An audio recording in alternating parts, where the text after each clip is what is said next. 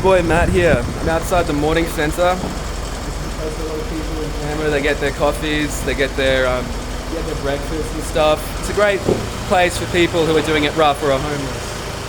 The problem is that a lot of cops tend to hang around here as well. On top of that, you also have incidences where there's just weird and stupid shit happening, and because I'm a vulnerable person, this is where I get my food sometimes. This morning I saw a person who was obviously a cop sitting right here. That's not you. I'm not filming you, mate. Right, it's fine. And anyway, this guy, he comes into my fucking place, obviously part of a sketch, okay? The bloke calls himself Alex, he's wearing a street university hoodie. I'm sitting down with my coffee and I'm sitting down with this woman. I've seen her a couple of times, so I'm trying to help out. She doesn't speak English. I'm trying to have a basic conversation with her to help her with her English skills. Then link her to I was thinking of trying to link her to a place where she could learn English, because there's all these different places which support Asian people, and that's the continent she was from, in learning the English language in Canberra. Now this autistic man calling himself Alex, and I think his social worker was also there, because they did these strange hand communications and shit, right? Again, I'm used to watching and observing this all the time.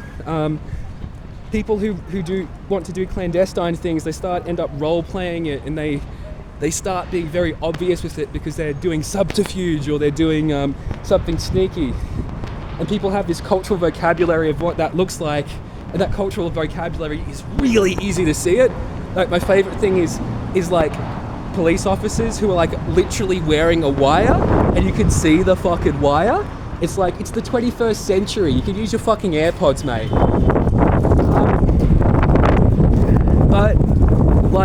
So I have this interaction with this guy who's trying to start a fight with me, and I'm having to tell him to fuck off because I know that it's part of this project, and it's not my job to demonstrate how to de-escalate things all the time. And he was trying to get up me for an incident where this very silly man, myself being a little bit silly at the time, this American chap started a fight with me, okay?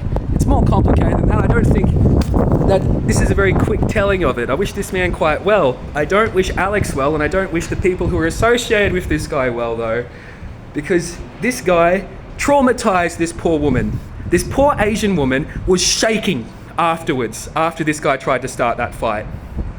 Okay? This is a terrible thing to have happened. And this has been an incident of police harassment, and these people need to face disciplinary action because it has had consequences on people. All right? This is abuse of me, this was abuse of that Asian woman, and this was a situation which could have very easily escalated, because my job isn't to always de-escalate things. My job is to stand up for my dignity and respect, and while I almost always avoid conflict, well, if I'm being bullied like this, sometimes a correct response is violence.